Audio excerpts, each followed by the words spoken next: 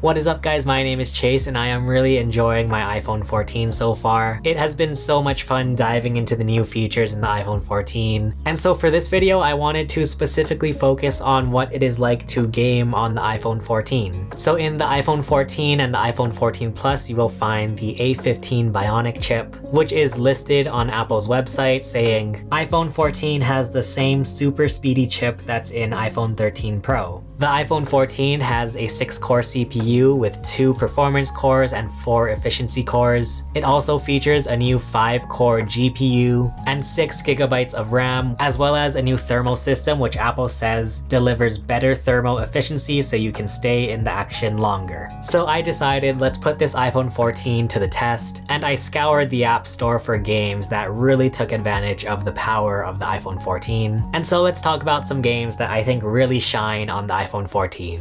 The first game that we'll be talking about is a game called Disney Mirrorverse. This is like an RPG type of game involving a lot of Disney characters. It has a super duper cool art style, and it basically reimagines all of the Disney characters in this new like gritty style. I think the graphics really shine with this game. All of the enemies that you encounter look really great, the battles get really intense, and of course all of the Disney characters just look really unique in this game. And it runs really well on the iPhone 14, so I think this is a really cool mobile game for any big Disney fans. Our next mobile game for iPhone 14 is Need for Speed No Limits. Need for Speed No Limits is a free racing game from EA, which I know is kind of yucky. But hey, this is like a pretty decent racing game for the iPhone. I mean, the gameplay is pretty fun. When you start the race, you have to try and get your acceleration in just the right spot. Obviously, you're racing around all these different streets and terrains. You can pull off some sweet drifts. And once again, it's free, so it's like you're able to do some races. It's honestly a pretty fun little racing game to try out, especially since you can just download it from the App Store and not have to worry about anything. But what really stuck out to me with Need for Speed No Limits is the graphics. The graphics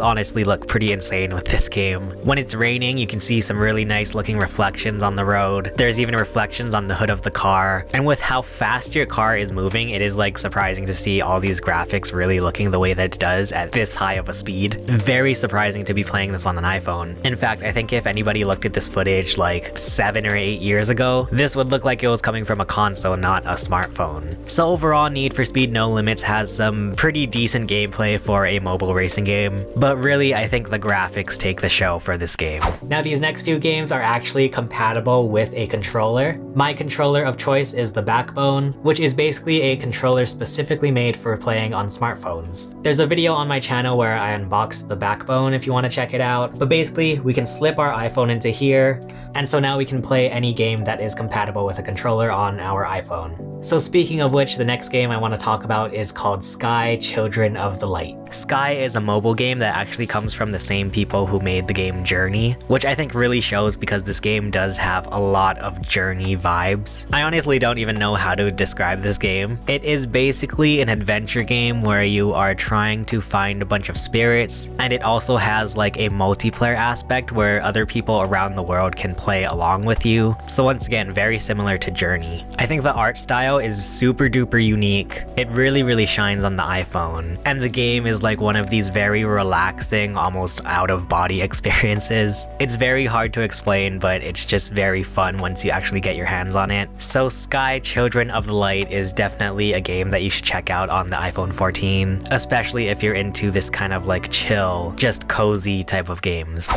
Alright, the next game we're going to talk about is an absolute classic. Let's play some Minecraft, boys and girls. No, in all seriousness, it is insane to see just how good the graphics have gotten in Minecraft, especially on the smartphone, which I know is so funny to talk about graphics with Minecraft. But I remember way back in the day when Minecraft first came out on the iPhone, it was noticeable how much worse the graphics were on the iPhone, which once again is a lot to say about Minecraft. Also, you can go into the settings and make a bunch of different adjustments. To my surprise, they even offered upscaling and ray tracing, which unfortunately is not supported on the regular iPhone 14. But in any case, Minecraft runs perfectly fine on the iPhone 14. I basically had all of the settings turned on, with fancy graphics, smooth lighting, beautiful skies, everything, and it was running totally fine. It looked really great, especially for Minecraft running on an iPhone. And using a controller, it worked really well. I think the iPhone 14 is a perfectly viable option to play some Minecraft.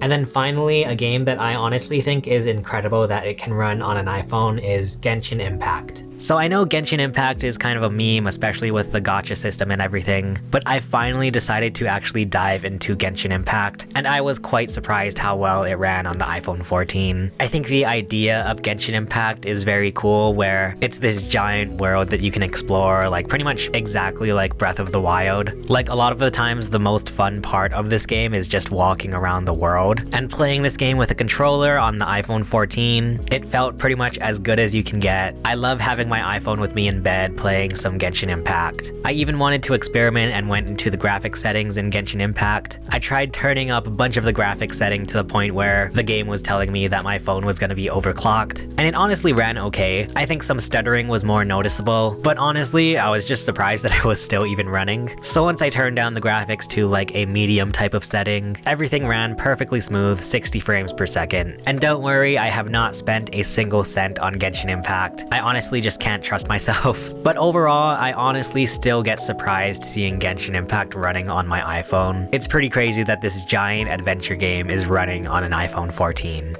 So I think what we've learned in this video is that the iPhone 14 is capable of handling some pretty intensive games. A lot of games on iPhone nowadays are even pushing some console graphics, I would say. And not only can you play these mobile games that have these really incredible graphics, but with apps like PlayStation's Remote Play or Xbox's Cloud app, you can quite literally play console games on your phone. And once again, I would highly recommend getting a mobile controller like the Backbone, because now I feel like the iPhone is just an incredible portable gaming system. Let me know in the comments if you guys have any favorite mobile games. If you want to hear more about the iPhone 14, feel free to check out my video below. For now, thank you so much for watching. My name is Chase, and I will see you guys again soon.